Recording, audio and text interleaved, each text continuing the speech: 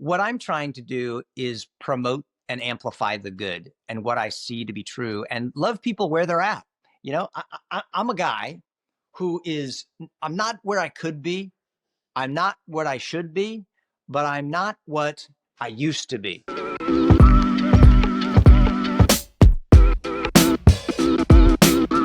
Welcome back to The Unknowns. My name is Charlie Stone, and today we have Mike Seaver. No, we don't. We have Kirk Cameron. But it was really confusing because when he signed on, it said Mike Seaver. Ladies and gentlemen, Kirk Cameron, actor, author, 80s icon, Mike Seaver from Growing Pains. Thank you so much for joining us today.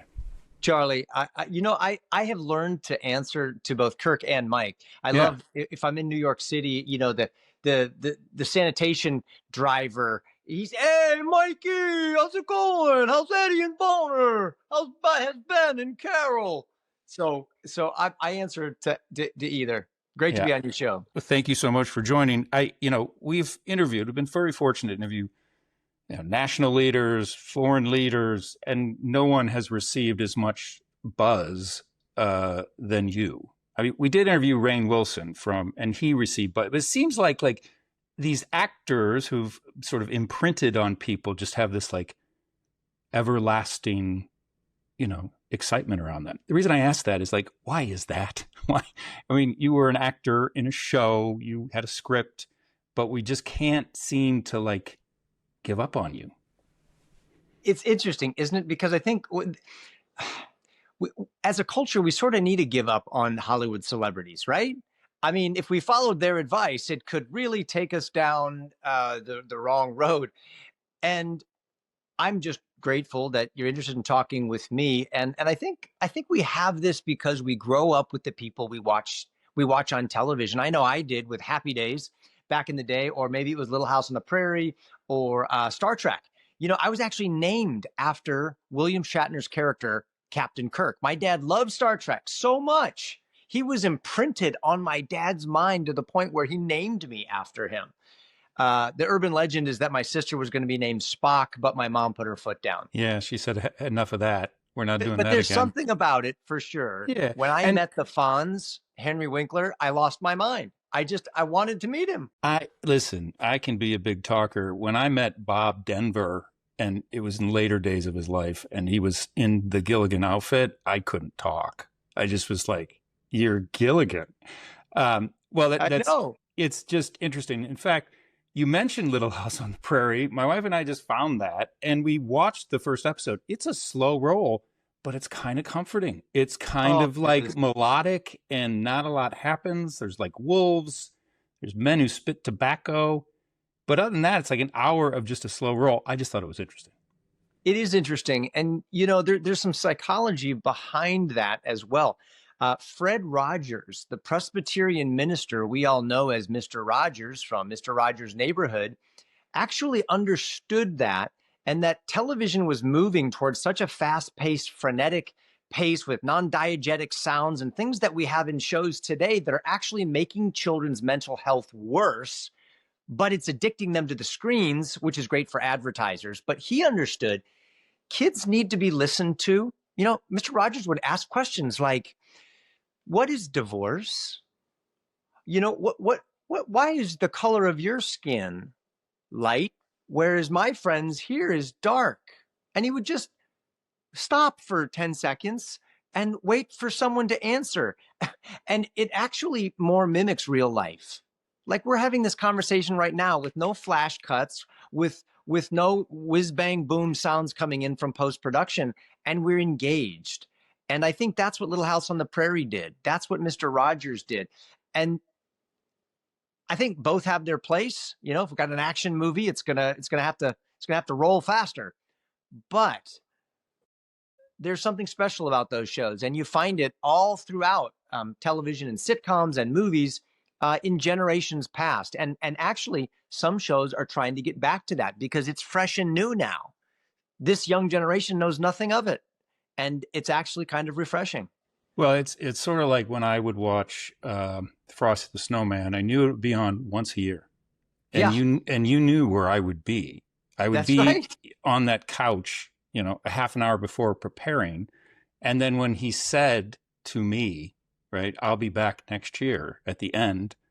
I was like, I'll be here too. Like, so That's there's right. something Oh about man, like what a there, great memory. there's something about being on once and never repeated, right? I think That's right. the DVRs sort of started it, that you just had the luxury of watching when you wanted to watch. But that television of the 70s and 80s was a communal event, right? Where we all Yes. could agree to at least discuss something on Monday. So, enough of us old people. But it is interesting. I love that. I really do love that. It's like It's a Wonderful Life that came on at Christmas time Yeah. or White Christmas, and you had to watch it. You, Now, yeah. now Eh, you could I'm turn it gonna, on anytime you want, but it's almost like I don't it, want to. I watched that at Christmas time, yeah, not in the middle of it summer. loses something in July, right?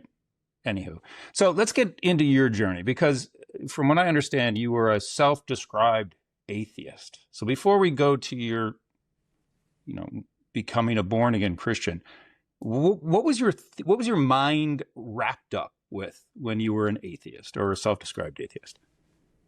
Uh, Essentially, synonymous with the mind of Mike Seaver. I'm just a hormone with feet at 14 years old, sneaking out of the house, trying to get a date with the cutest girl at the high school, trying not to get in trouble, trying to pass my grades, and sneak back in without my parents waking up. That character was essentially me, 14, 15, 16, 17 years old. Um, and I was trying to just adjust to my new normal. I went from a kid with three little sisters. My dad's a math and physical education coach at a junior high school. My mom's teaching macrame classes in the garage. And I'm on TV and people are starting to ask me for my autograph. And I'm thinking, what's going on? This is really weird. I never even wanted to be an actor. I wanted to be a doctor. I thought I'd go to medical school and become a surgeon. That was my jam. It was science and biology and human anatomy. And my mom took me down to see this agent, and all of a sudden I did a Fruit Loops commercial. And then it was McDonald's and 409. Then it was a TV series, and then Growing Pains. And so I was trying to really just keep from like tripping over my own feet when I was 14, 15, 16 years old. Was there a seminal moment, like Moses had the burning bush, or what did it start to sort of evolve over time where your thinking changed and sort of guided you to become a born again Christian? Well, I suppose it did in that I was thinking of philosophical questions as a lot of teenage kids do, right? I mean, a lot of cultural change happens with young people. Kids in junior high school asking big questions. The Beatles, everybody wants to change the world. Everybody wants a revolution. On the college campuses, these things are just breeding grounds for that. And I think it's because our hormones are going, the questions are making sense, our frontal lobe is being completed in its development. And around that time, I was asking big questions. What happens when you die? Is there anything out there when we step out of here? And I just sort of made fun of the concept of an imaginary being up in the clouds somewhere, tucked behind a rainbow, who was watching the good and the bad. And then the craziest thing happened. I'm in the middle of growing pains. I'm not sick. I'm not broke. I'm not lonely. I'm none of those things that often cause people to turn to God. But I met a really cute girl and I wanted to go on a date. She said, okay, meet me at church. I thought, I'm not a Christian. But then I remembered I am an actor. I can fake this whole thing. Plenty of religious people do. And so I went to church and I heard a message that captivated me, both my intellect and my conscience, my heart.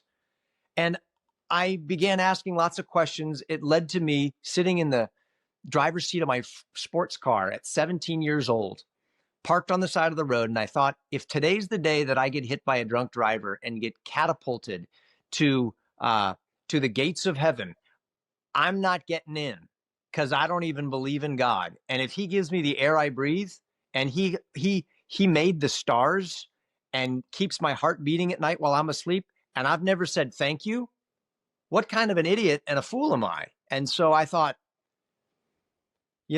Einstein believed in God. Uh, People far more brilliant than I have believed in intelligent design and the God of the Bible. So I prayed and said, God, would you show me who you are if you're there? And would you make me the man you created me to be? That was the very beginning of me opening my mind and my heart to something I didn't understand. But the last thing I wanted was to become some religious fruitcake with a sandwich board and a bullhorn telling people, what to do or you're going to hell. So it was a slow process from there of me asking questions and studying archaeology and history and prophecy and psychology and uh, all the disciplines that brought me to a place where I was persuaded that my trust in the Bible and my trust in Christ was well placed. After this sort of seminal moment, did acting lose its allure? Was it were you kind of like, what am I doing? Did it make you a better actor? Like, were you like, Ronald Reagan was an actor, I'm gonna go do Right. that?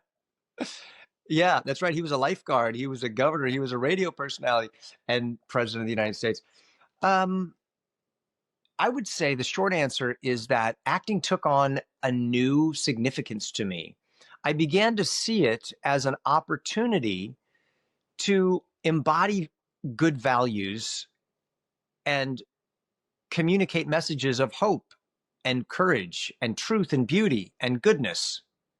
And all of a sudden, my job went from just something fun I did to pay the bills or made me feel good about myself to something that I loved because I felt it was more than success, it was significant. And I wanted to be a part of projects that were good. And it's interesting, a lot of religious people think that Hollywood is the devil. And of course, Hollywood celebrities think religion is the devil. And then you got the rich hating the poor and the poor thinking the rich are the problems with the world. Everybody just seems to either misunderstand or love to point fingers. And I have found that one of the things I want to communicate to people of faith is that if you can't download your faith into your job as a shoemaker or a podcaster or an electrician or a fudge maker or a ditch digger, I don't think your faith is worth very much, because all those things have inherent dignity to them.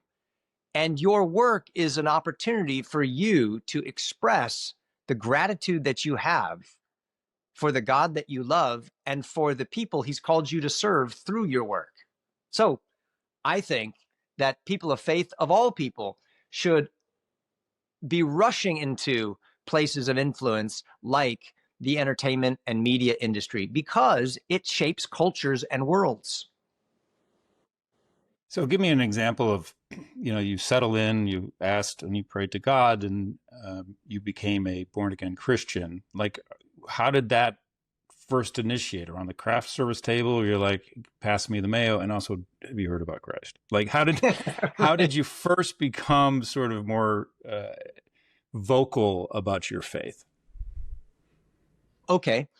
So, Charlie, we haven't had this conversation before, so forgive me if I don't know all of the backstory with you and your faith journey. But I, we kind of mentioned two different things there. One of them is like being a born again Christian. So that's really a biblical term that Jesus used when a man named Nicodemus comes up and says, "What do I have to do to get eternal life?" And he talked about, you need this new birth. You need to become a new person on the inside, and that happens by the gracious power of God in your heart when you embrace the message of the gospel and you begin to change. But when I became more vocal about my faith, I would say it seemed like the most natural thing in the world for me. I didn't know that people were going to get weirded out by me, right? Like, it was kind of like, hey, wait a minute. Someone just introduced me to the Beatles.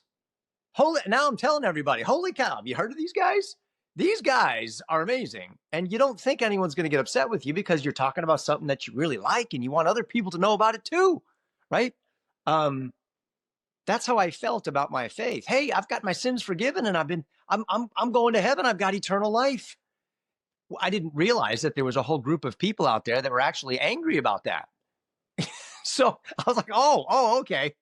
All of a sudden, the darts and the arrows come flying and people start to feel a little intimidated that maybe you're claiming this moral high ground, or you're holier than thou, trying to push your views on other people.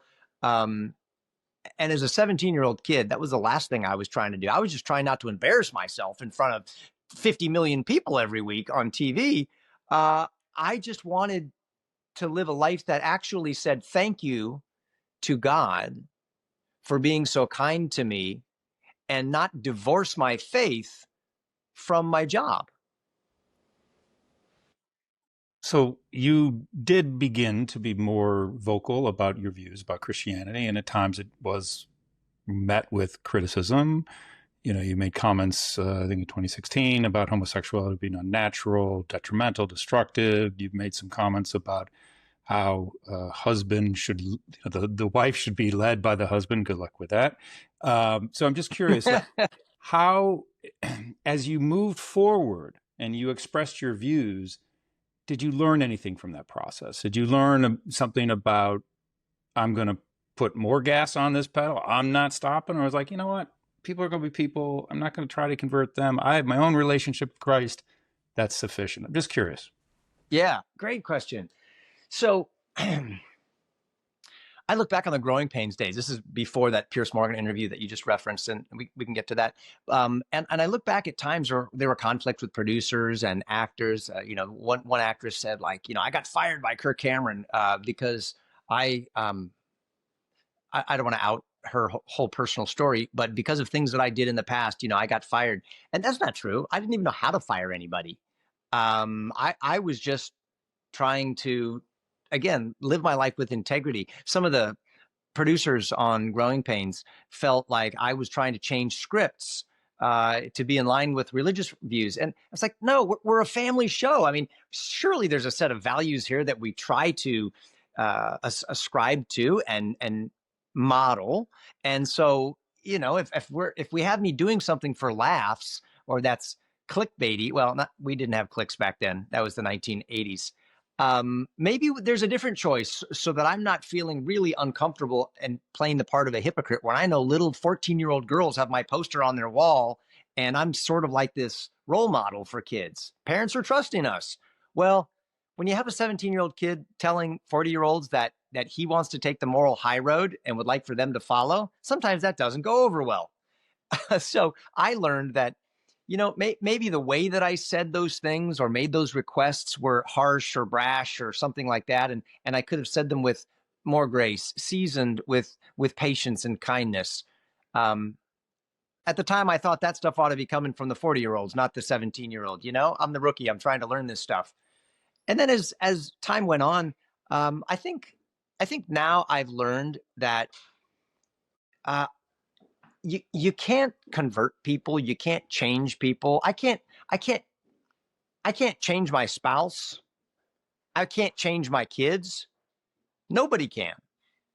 I don't think that's our job. I think my job is to love people and do it with authenticity and try to speak the truth as I understand it, in a way that will build other people up and help them. Now, that is not synonymous with being politically correct, and that does not mean that I compromise truth or tuck my head inside of the shell or run and hide in a closet. It's to speak the truth boldly in love, with an air of humility, not arrogance, because I could be wrong about anything. And I mean, look at me. I'm from California, the land of fruits and nuts, the land of loose nuts and bolts, and I'm an actor on top of it. What do I know? That's why I'm doing the best I can to live with integrity and honesty, and speak the truth in love and humility. So forgive me for the times that it's anyone's perceived that I've not done that. But don't be surprised if I speak with courage about the things I sincerely believe are true. You had mentioned the Pierce Morgan interview. Take me back to that. Like, did you expect, after saying what you said, that the reaction would be what it would be? Did you purposely sort of go in there and say those things, or were you surprised by it? And what have you learned since then? I'll so I was looking at something on the screen that looked funny to me. Was I surprised by the reaction? Yes, I was. I really was, Charlie. I came home that night and I remember saying to my wife, "Hey, so how was your day?" And she's like, "Great. How was yours?" I was like, "Oh, good. Just finished up this interview on I believe it was Fox News at that time. I think it was. Wasn't he on Fox? I can't remember. I can't Fox. It was CNN or Fox, one of the two. Uh, he's kind of like shifted in his political leanings, I think, right? So I can't remember which network that was on. But I was like, wait, great. I think I handled it pretty well. I did some homework because I knew that he was going to sort of like corner me, pin me, and it was funny because during the commercials, after he'd asked me what I thought of homosexuality and abortion, I said, "Hey, could we talk about the movie that I came here to promote?" That was the agreement, and he's like, "Yep, yep, right, yep, right. We'll get around to that." And then next one, it was like, boom. What do you think about contraception and the nuns being having to pay for that in their healthcare packages? And what do you think about Obama as the next? I was like, whoa, like, hey, like I get it. I get ratings. These are fun questions and conversations. And it was like, okay, I see what this is. This is actually really about ratings, not about an honest conversation that we agreed to. But I thought I handled myself well, and when all is said and done, I'm going to go with sincerity. I'm going to tell you what I believe. You could believe me or not, agree with me or not, and I may be right or wrong, but I'm going to go with what I sincerely think. And I woke up the next morning to the flurry of, uh, Kirk Cameron is, uttering these hateful things. And I remember talking with Ben Carson, and Dr. Ben Carson had can't remember if he called me or I called him to ask him, like, "Hey, this is like I wasn't expecting this." And he said, just keep speaking the truth in love. And he said, don't react to all of the jabs and the arrows, because that's the strategy. What they will try to do is they will try to provoke you to a response, and then they will grab a piece of your response, pull it out of context, freeze it, and then polarize people around it for the sake of getting everybody fighting. And that, of course, attracts a crowd. Everybody likes a fight. And he said, so don't play into that. Don't clap back and start another fight. Just put your head down and keep doing the right thing. And I thought that was really, really, really kind and wise of him. In retrospect of what you said, has there been opportunity just in sort of Christ teachings or your understanding of Christ teachings of how to love our neighbor, regardless of who they are, their sexual preference? Has your position moved, or do you still sort of feel like homosexuality is the destructive path? So I've had a really good time recently, Charlie, engaging with culture in the public schools and in the public libraries and in the media and television shows and all of that stuff. And what I'm trying to focus on right now is not pointing out the negatives that I see in culture. And we could do that in politics and the economy. We could do that with the medical industry and the military and foreign relations and sexuality and gender identity and all of these kinds of things. And to the good. And he causes the sun to shine on both, and he causes the rain to fall and water the crops of both. He'll sort things out. You don't need to do that. Just the only thing that matters is faith expressing itself through love. And what is love? I've got that too. Love is patient. Love is kind. Love is not self-seeking and arrogant and rude, but it's considering others more important than yourself. And so I think, how would I want to be treated? I want you to be honest with me. I'd want you to tell me what you think. And if we disagree, we can still be friends, but I'm not going to shut you down. Don't shut me down. Let's learn together, because we're both fellow travelers on a journey to a 6-foot hole. And Phil Robertson said it to me many times. There's only one way out of that grave. And he said, I'm going to take it, and I'm going to tell you about it because I want you in heaven with me. And I think he's right. I'd be remiss if I didn't bring in some politics, because you've been active in politics and you've been supportive of Donald Trump. There is a discussion by some indicating that are Christians who support Trump, is Trump sort of that false prophet that is talked about in the Bible? Because you and I can disagree about things, but mostly when you talk about humility and love and kindness, those are not the top three things one thinks about at least how someone perceived Donald Trump from acting. So how do you reconcile that? How do you look at the messenger who may have the right message, but may not be the character that you would ultimately want? Great question. So with regard to Antichrist, man of lawlessness, you're using some biblical phrases that are found in the New Testament. I don't think any of that is true at all. I think that's referring to actually first century bad guys during the lifetime of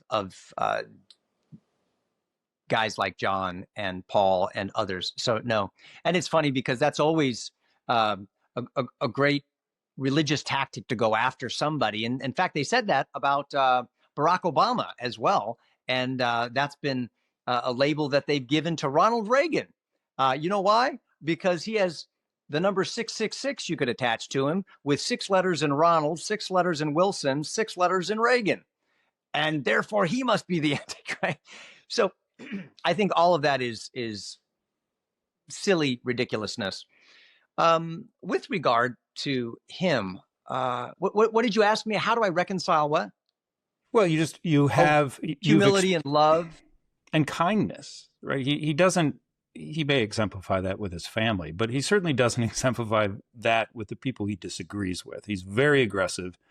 Some would say vindictive. Some would say using justice to go after people he disagrees with. It feels like Christ would be like, you could do better here, pal. Yeah. Yeah. Well, if that's how someone feels about our political representative in the executive branch, whether it's Biden or whether it's Trump or whether it's Obama or whether it's Reagan, if you don't like the guy that's in there, the first thing I think that we all need to do is say, wait a minute, how did this happen? And did we have a better alternative? And why didn't we put that person into the office? You know, if our election systems are actually functional and they're not being tampered with, which God forbid that would actually happen in the United States of America. I mean, that's just terrifying and frightening. I mean, that's the end of the republic. If we get this, system that we can't even trust people, right? So anyway, that's another whole subject. But I've often wondered, why is it that we have to choose between Donald Trump with his flaws and strengths, and then Hillary Clinton and her flaws and her strengths, or Kamala Harris and her flaws and her strengths? Can we do better than this? Surely, of all the people in the United States, we were not able to first of all, raise 100 individuals out of 300 million people who could stand there up on that stage and go, oh my goodness, I'd be good with any one of these. Let's just pick the top 10. Let's just have 5. I'm good with any of these 5. Surely we could do that with CEOs of our companies and other positions. I could pick 5 pastors. I'd sit under those guys' leadership any day. Can we not do that with a president? And but I go, where are they? I mean, the system is so difficult that we are essentially left with 2, and now everyone's feeling like they're choosing between the best of 2 evils. And so part of my answer is our fault. He's got the balls to step up and actually want to do the things that he's doing that many people are very, very happy with. They may not like the way that he's doing or the way he tweets, but my goodness, I'd rather have somebody doing the right things that are helping families and keeping America safe and secure and returning back to ideas that comport more with the Constitution and the original American value system than people who have really, really great speech and oratory skills and kindness and politeness in their form, but underneath are undermining the very values that will lead to our blessing and our protection. So I can't have exactly what it is that I want, but at the end of the day, I trust that whoever the Lord puts in these positions of leadership, he's going to work with that to bring about the good for those who love him. And I would say this if Kamala Harris was put into the office as well, because my trust ultimately is not in a political figure. It's not in anything other than God's ability to run his world well. And he somehow mysteriously has been able to do that in my life personally. And he's doing it in the lives of all those who love him. That's my worldview. That's how I frame all of this stuff. So in sort of how you frame it and how you view it, whoever becomes president is God has appointed that person, that fate has come about by God's blessing. So Trump is sort of like that next iteration. You know, I don't agree exactly with the way that you just put that sentence together. I would say that you know, the Bible is the book that tells me about God. I don't want to make up God in my mind. I want to go with the book that reveals him to me. I believe that's what the Bible is. And so he's the sovereign. He ultimately is the blessed controller of all things, and that he's working all things together for good for those who love him. I don't understand how that works with our choice to elect our representatives and they get put into office. I don't know why some people are sick and some people die. I don't know why tornadoes and hurricanes come to certain locations and not others. I bet many of us feel like if our hand was on the joystick up there in heaven, maybe we'd have things go a different way. But wow, I can't begin to imagine what that job description is like and the skill sets required to do that. All I know is that I'd rather trust God with it in the end than trust the Republicans or the Democrats or Donald Trump or Ronald Reagan. I appreciate the good. I try to eat the meat and spit out the bones and then do my part and be faithful where I actually have influence. I'm not going to decide the conversation between him and Zelensky or Putin, but I am going to decide the conversation I have with my kids and with you, and so that the people who are watching this and the children that are sitting around my table can be influenced by what I hope will be true and good. You have a new book out, Born to be Brave, How to Be Part of America's Spiritual Comeback. How will you know when you're successful with that? Like, what are the KPIs, as I say, that you would know that America is back spiritually? Yeah. Well, I think about history. We've had a couple of great awakenings in this country already, the first and second great awakenings. And there's been revivals throughout history all over the world. And it's interesting, Charlie, they always come at certain times. You can see patterns. It's almost always during times of moral decline, spiritual apathy, political corruption, and financial collapse. And they're about every 50 years. I think we're due for another one anytime now. And I hope that I could see it in my lifetime.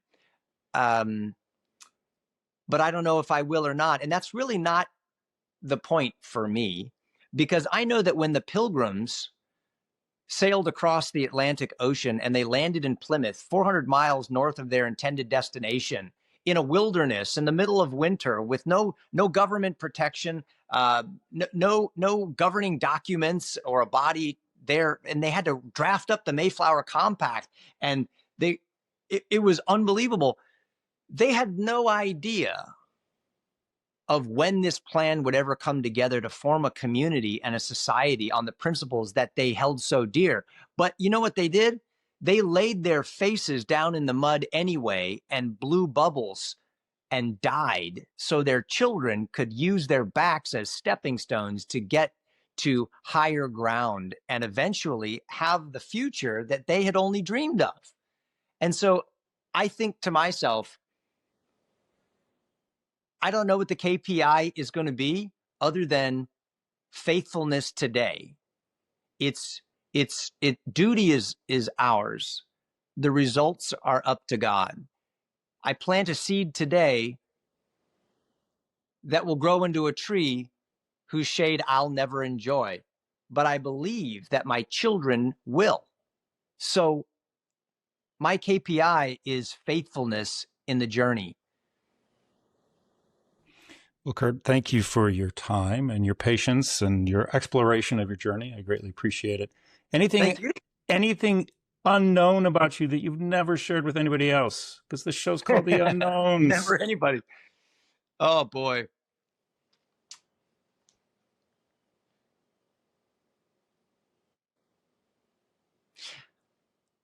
Um, when my kids were little, we had about 30 chickens in the backyard in Los Angeles County. I'm not sure how many rules I broke by doing that. But it was great because we homeschooled our kids and they would run in the backyard every morning and they'd get all the eggs and bring them back up. Well, our kids are grown and moved out of the house. Now I have a granddaughter and we've moved to Tennessee. And so now I've got a whole flock of chickens all over again. And we are enjoying that so much. So is she. And I can't wait for her to run out there and get a hold of the eggs. So you'll know what I'm doing on weekends. I'm modifying my chicken coop. All right. Well, thank you again, Mike Seaver and Kirk Cameron. I appreciate your time, and I hopefully you will come back and talk to us again. I would love that. Thanks so much, Charlie. Great to talk to you.